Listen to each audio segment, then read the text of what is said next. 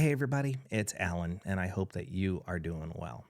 So I took a couple of days off this weekend to sort of recharge my batteries. I had a very long, stressful week at work last week, and I just needed to not do anything like videos or what have you. So while I was chilling, I realized that it was the 54-year anniversary of the Kent State massacres that occurred on May 4th, 1970.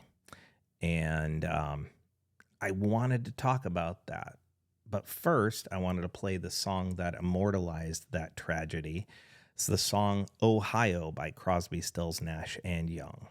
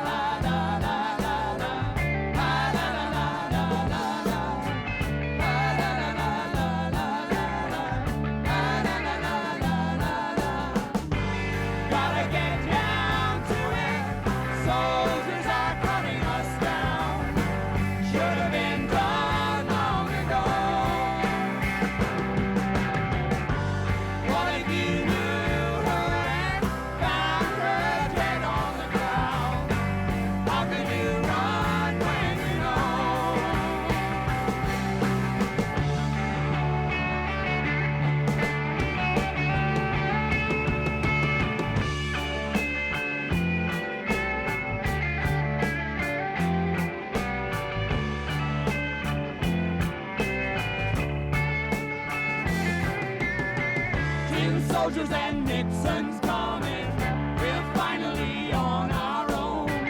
This summer I hear the drumming, for dead in Ohio, for dead in Ohio, for dead in Ohio, for dead in Ohio, for dead in Ohio, how many more? For dead in Ohio, why? For dead in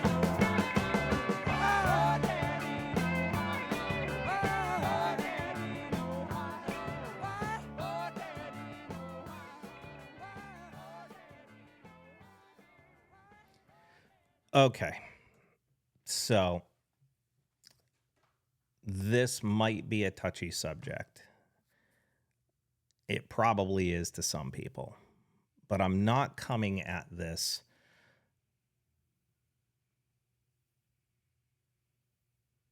in a mindset of taking sides. This is one of those situations where, first things first, it's a brilliantly written protest song. You have to understand that the Kent State massacre happened in early May, and this song was released early in the summertime as a response to what had actually happened. To me, there's a few very, very, very interesting points that sort of show differences between what happened at that time period in 1970 and what we're currently watching evolve and happen in this particular time period in 2024.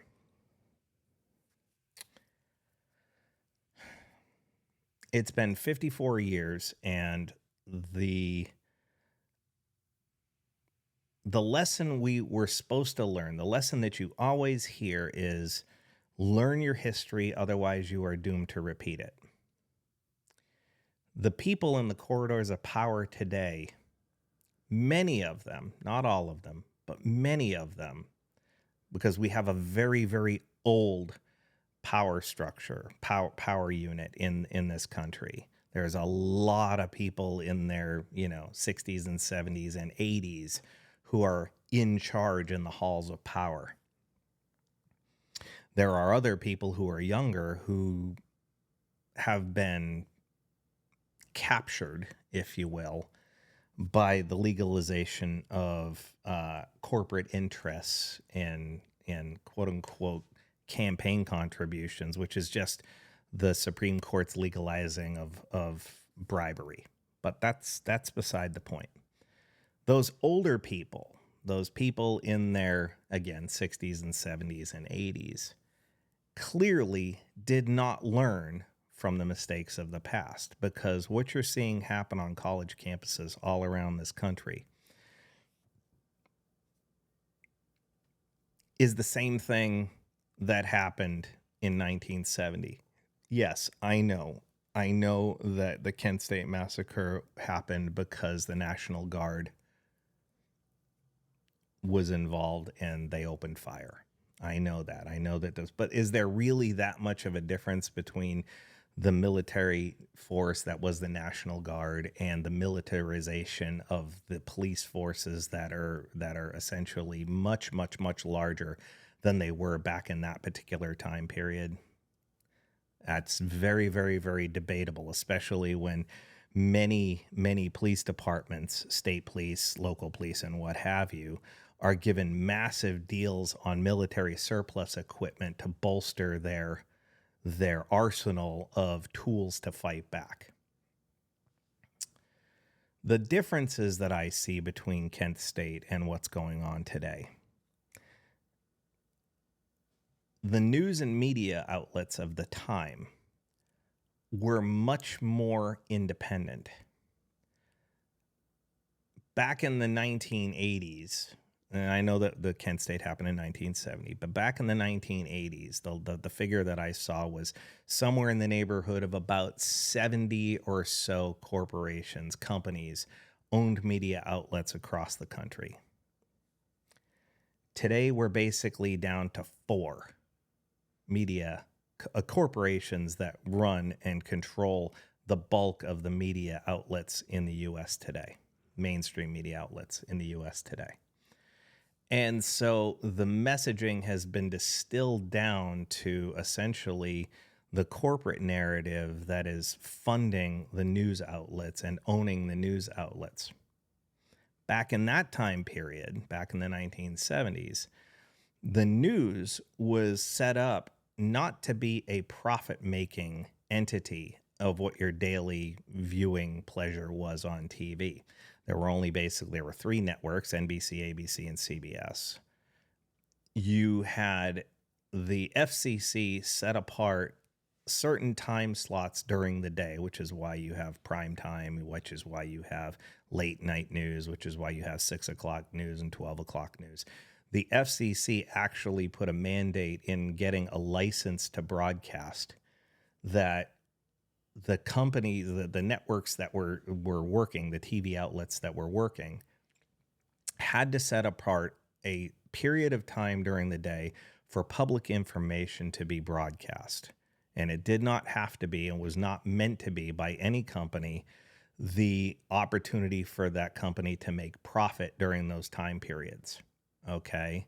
The reason they got their FCC license was because they agreed to set apart a particular time period every day, or particular time periods every day, for public information and news to be broadcast, whether it was daily events, local events, weather, whatever it was. They had to set apart, a half an hour here, an hour there, for the public good. Okay? So the media outlets of the time showed the ugliness of the day, and they rarely reported on it with a biased slant. I'm not saying they weren't biased. What I'm saying is it wasn't as intentionally slanted as the narratives of today are. Okay. Another thing that you see as a major difference is the visibility of what's going on. Today, the way the corporate entities that control the media are built, they are there to profit. They are there to make money. They are there to capture audience share. And they are not there to contradict the narratives coming from the halls of power. So when you watch some of the activity that's occurred on the campus of Columbia or UCLA or Brown University or Dartmouth or wherever, what you are seeing in general through the mainstream media anyway is what the people in the halls of power want you to hear. So they're going to sit there and paint the people on one side being, violent and the other side being, patriotic, as opposed to what might really be happening. And again, I'm going to try to stay down the middle on this one. I'm really trying not to show a bias here. But what I'm saying is the media today has a financial motivation to not necessarily just call balls and strikes. Okay. They are putting their thumb on the scale of the media narrative. And that is contradicted by another thing that is massively important in getting more factual reporting out. And that's this thing right here, the camera that's on everybody's cell phones. Okay. This is how you end up seeing clips on, Twitter X, how you end up seeing clips on YouTube and Instagram and TikTok and all of the other outlets that you're seeing, which then breaks up the media narrative because younger people are not following the aging business model of corporate news. They're not getting their news from NBC and ABC and CBS. They're not getting their news from CNN and MSNBC and Fox News. They're getting their news from live streams. They're getting their news from seeing what's really happening on the ground, okay? And so when protesters and anti-protesters clash, the visual of fireworks being shot into a crowd of people and exploding is a hell of a lot more black and white than it would be if you watched it on, Channel 4 or Channel 7 or Channel 11 or, whatever TV broadcast you're watching it on. It becomes quite a bit more transparent when these things are showing raw footage streamed directly to the eyeballs of the people, which is why, in many ways, younger people are much, much more aware and engaged in what's going on in the world. And this is the mistake that our people in the halls of power are making. The narrative that they could have gotten away with back in the 1970s is diffused by the visibility that is able to be seen here in 2024. There are a few other things I could say, but I'm trying not to be biased in one direction or another. I am, truth be told, I am. But I don't want that to be a part of this video. I'm just basically saying that it's really kind of interesting that here in the midst of the 54-year anniversary of the Kent State massacre, the parallels are not being drawn by many people. Why? Because if you actually draw the parallel that I'm attempting to draw, then what you're really seeing is the hypocrisy of the corridors of power who haven't learned from the mistakes of the past, are trying not to remember the mistakes of the past, and instead trying to line their pockets by whatever narrative is being pushed by the people who actually run this country and the corporations. It's not the politicians that are running the country. It's the donors that are running the country. And the donors want everybody to be a nice little mouse in the maze of life. They want everybody to be the little worker ants that basically build the ant farm, and they don't want to upset the apple cart, in my opinion. And so when I think about this, I think to myself, if I was a protester on whatever side of the subject, again, forget what's going on regarding, the state of the world. Let's, whatever protest you want to talk about, when you want to go back to Black Lives Matter, whether you want to talk about what's going on today, it doesn't matter. If I were a peaceful protester and I saw the military force that is basically the police entities of today, with their body armor and their flashbangs and their grenades and their tanks and all the other stuff that you've seen on the news recently, I would have everybody around me start chanting Kent State as loud as they possibly could.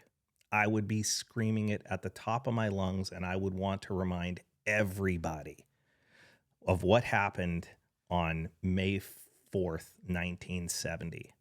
Because if that narrative gets out there, the news cameras can't cut it off. It's not like they can have a reporter on the scene starting to talk and ignore the words Kent State being repeated over and over and over and over again.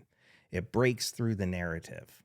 It just breaks through the narrative, and it makes people go, what happened to Kent State in 1970? Well, some students and other people were protesting the Vietnam War, and it got ugly, and the people with guns on the ground opened fire and killed people.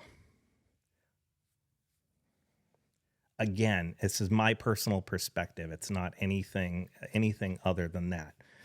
But if you were to chant it loud and proud over and over again and remind people of the oppressive nature of what the government did back in that particular time period, maybe, just maybe, it would shake some people in the corridors of power into realizing that what they are potentially doing today is going to have them be on the wrong side of history, which I think they are on the wrong side of history. But it would make people go, oh my God, I don't want my name associated with another massacre, another hundreds of people getting arrested for speaking their mind, which is their constitutional right.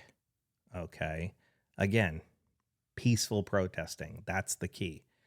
And once the brutality of being forced, into squad cars, onto police buses and what have you,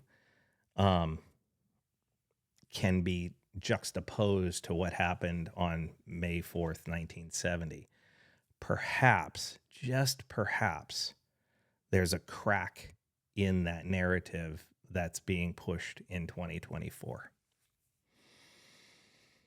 Anyway, I'm sure there can be a spirited debate about all of this. People may talk. I may get some hate emails or messaging. I don't know. We'll see what happens there. We'll see if this even gets through or if it gets blocked. I don't know what's going to happen there either.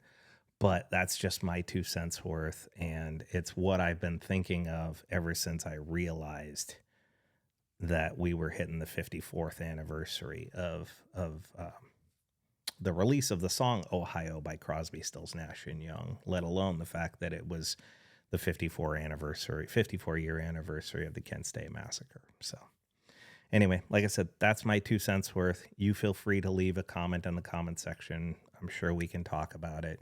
Just know that I am open to a spirited discussion. Okay. So be mindful and not be hateful. Okay. We can talk about it, but let's be civil about the conversation. Okay. With that said, please feel free to leave a comment. Thanks for watching. Just know that I appreciate all of you and I wish you well. Take care.